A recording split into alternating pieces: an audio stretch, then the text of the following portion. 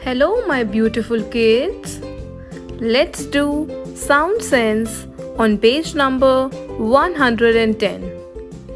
Question is, listen to these words and then repeat them. Words are paint, pain, claim, game, blame, hen, den, pen, ten. In these words, in the first and second column, AI and A sound is same. Like in paint, game, pain, blame, claim. Are you getting me? Whereas in the third column, E sound is different. It's eh. Like hen, den, pen, ten.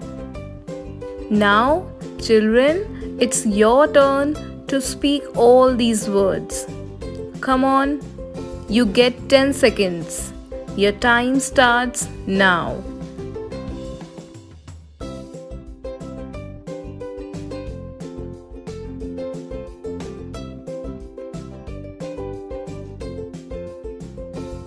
Now listen and complete the chart. Follow the example. Read aloud the words you put in the chart.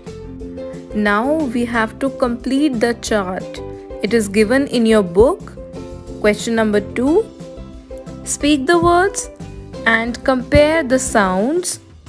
We'll write the AI and A sound words in first column and E sound words in second column.